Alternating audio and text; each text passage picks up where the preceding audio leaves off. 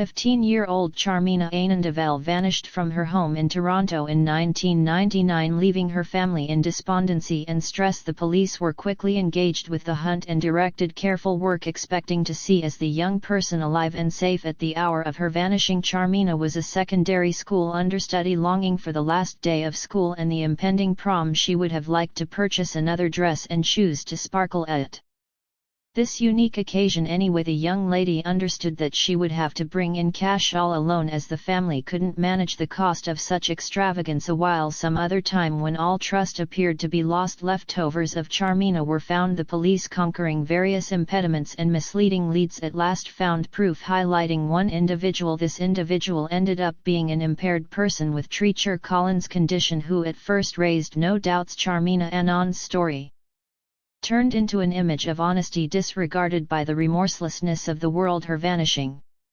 what's more, passing, turned into the topic of conversation and research to forestall comparative cases. Later on, equity was re-established, yet the illustrations we can gain from this story stay extraordinary. The Aanendavel family had moved to Toronto from Sri Lanka a couple of years sooner and scarcely made us meet the dad, who talked minimal English, needed to accommodate his better half and 3 kids. Getting a new line of work without realizing the language was testing, so he took our positions any place he could, conveying papers, doing trash cleanup, strolling canines, trimming yards and washing vehicles. Everybody pied Stanley Scarf, ignorant that behind his honest appearance was a chronic executioner, neurotic homicide, wrongdoing, discipline. These words didn't connect with him. He was a normal man who knew how to mask himself and conceal his dull goals from others. The examination concerning the killings carried out by Stanley Scarf stunned the whole local area. Incidentally, behind his genuine appearance was a genuine crazy person who savagely killed his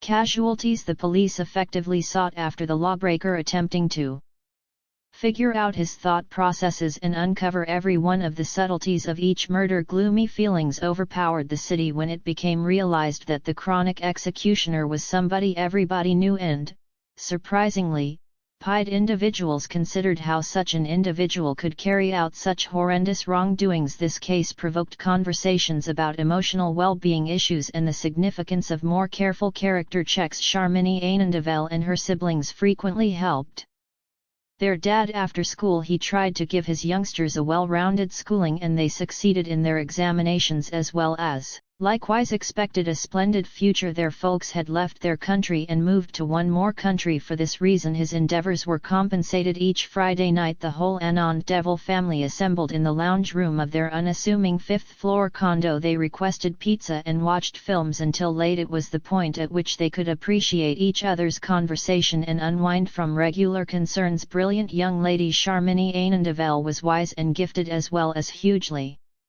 unobtrusive. The entire class was dazzled by her knowledge.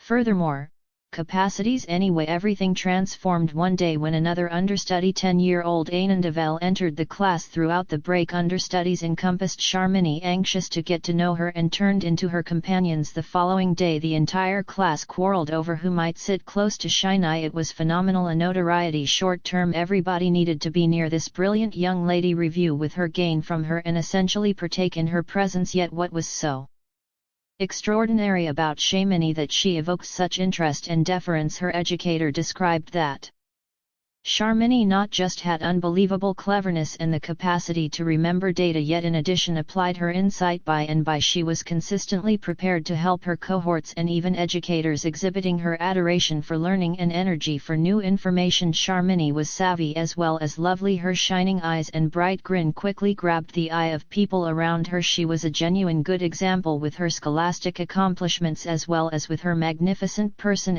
Min was generally well-mannered, responsive and caring, prepared to help anybody who moved toward her. Subsequently, Charmina Aanendavel, the brilliant young lady, became not just a pioneer and a model for her group, yet in addition a wellspring of motivation for each and every individual who knew her. Humility and generosity, joined with her remarkable capacities, transformed her into a genuine star of the school. Light work. Toward the beginning of June 1999, the teen young lady illuminated her folks that she had gotten a new line of work. She was extremely energized and glad that she could now monetarily support her family. Her essential objective was To set aside cash for a dress for the prom, Sharmini let her folks know that her new position would include noting brings in an office close to their home, yet that was just 50% of the story. She stayed silent about telling her companions something else entirely, that a cop offered her DOLL 112 every hour to partake in a mysterious activity against drug dealing. At first her folks disliked her free choice, as Chini had never pursued such decisions anyway, after hearing that she would just show up on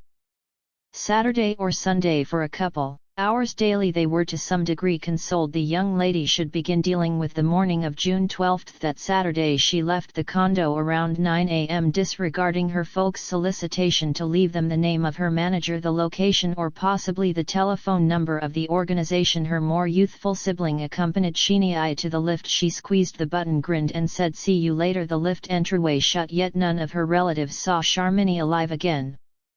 Accidentally, the young lady happily went to work. Considerations of a fresh start and the potential outcomes that lay ahead filled her psyche. She had no clue about that this day would be her last. Before the day's over, when the young lady didn't get back, her folks overreacted, thinking the most terrible. They quickly informed the police specialists. Subsequent to addressing observers could discover that Sharmini was seen 2 traffic lights from her home, and past that point her path was lost. Sharmin's folks were baffled. How should their little girl vanish? Who might have kidnapped her? Inquiries increased, and answers appeared to be progressively far off. They chosen not to surrender and effectively got the pursuit together with all suitable powers. Trust reinvigorated them. Sharmini and Aunt Deval's folks didn't lose any expectation of their little girl's return. In spite of a few days passing since her vanishing, Sharmini was a long way from the ordinary young person who could essentially take off from home. Her folks trusted that, assuming that she left willingly, she would before long return anyway. As time passed by and no news came about their girl, the Anandavel started to overreact.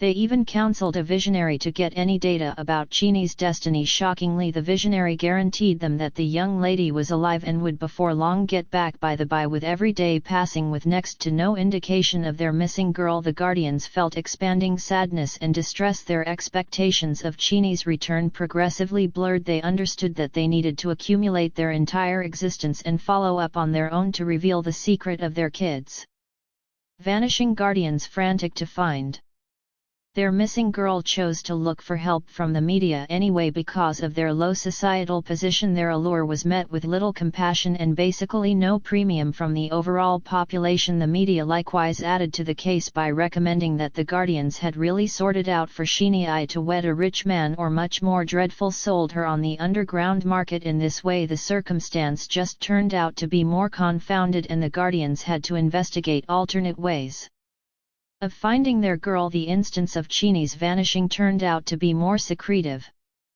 As time passes, the young lady's folks, loaded with stress and trust, kept on looking for replies, while the police energetically chipped away at the examination. While the family attempted to comprehend what might have happened to their girl, investigators addressed every individual who could be associated with the case. Doubt progressively centered around one individual. The fundamental suspect for the situation became 23-year-old Stanley Scarf, a neighbor of the Anandavel family. He resided with his significant other and child only a couple of steps from the missing young lady's home. Albeit the Scarf family had moved out of the area 3 weeks before Chini's vanishing, the man kept on working in a similar region, raising doubts from the police. Stanley Scarf is known to experience the ill effects of a hereditary condition called Treacher-Cin disorder. This uncommon condition causes facial bone disfigurements and can essentially modify an individual's appearance. Thinking about this reality, consideration ought to be paid to its possible effect on Chini's vanishing. Additionally, taking note of that reconnaissance camera footage is significant. Shown that on June 12 Stanley was just 200 m away from the last spot Sharmini was seen. This was affirmed by witnesses who saw his presence in the space anyway. Further examination is expected to decide his contribution in the vanishing. Curiously, Sharon's more youthful sibling guaranteed that Stanley was the person who extended to an employment opportunity to his sister. Having heard their discussion, this might recommend that he had a rationale to be involved anyway. This large number of realities require further examination and proof to lay out reality. Because of Stanley's uncommon appearance like Jono, he was an untouchable. Friends harassed him both intellectually and genuinely, transforming the kid's young life into a battle for endurance. Anyway, notwithstanding every one of the hardships, Stanley appeared to conquer them. He got hitched and a child was brought into the world to him. In spite of the fact that Scarf confronted difficulties in finding stable work and normally got by with random temp jobs like fixing hardware or assisting with family errands. In this manner, Stanley Tippett's story turns out to be much seriously fascinating and sickening. His appearance, molded by an uncommon hereditary disorder, disguised his real essence, an individual fit for carrying out horrible and terrible violations. This case fills in as a distinctive model that appearance doesn't necessarily mirror the real essence of an individual, and that evil can conceal in any folks. 4 months after Cheney's vanishing, a man was strolling along the waterway in North York with his canine when unexpectedly his pet found something in thick growth and brought him over. It was a shallow grave appearing to be dug by wild creatures. Later the police recognized his last casualty through dental records. It was Charmini Ainandavel. Now, with the reality of her demise affirmed, the police chose to completely look through the casualties room. Their hunt prompted the disclosure of a concealing put under the floor where a vacant work acknowledgement structure from a made-up organization named Metro Search Unit was found. This further states that Stanley Scarf was a finesse and underhanded executioner who fastidiously arranged his wrongdoings and involved misleading ID information for his despicable deeds. This revelation stunned the police.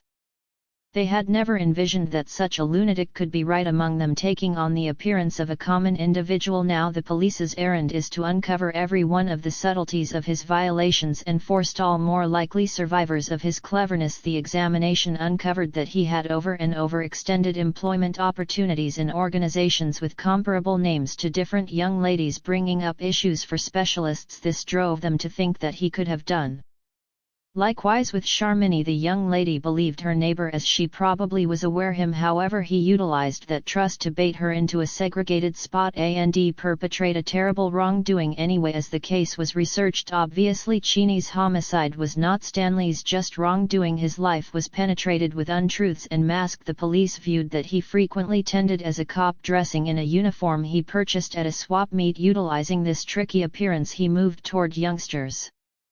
Strolling alone, acquiring their trust, he would lead them to detached spots where he carried out dim and horrible demonstrations. Subsequently, with each new piece of proof in the examination, it became more clear that Stanley Scarf was a perilous criminal who utilized his misleading character to bait his casualties into a snare. His wrongdoings bring out repulsiveness and repugnance, and the police are attempting to uncover the full truth and consider him responsible for all that he has done in the days paving the way to the occasions connected with Cheney's vanishing. Neighborhood occupants generally felt compassion towards Stanley Scarf, yet nobody envisioned that behind his innocuous appearance was a chronic executioner. His appearance appeared to go against his actual substance, further improving his negative picture. Subsequently, when insight about his association with violations arose, the whole town was shaken and paralyzed. Moreover, during the examination, it was found that soon after Cheney's vanishing, Stanley rejected his vehicle for metal in spite of it being in great shape. This raised doubts for the police, and they figured out how to find the vehicle before it was obliterated. Anyway, to their failure, the upholstery in the vehicle was missing, showing that no proof could be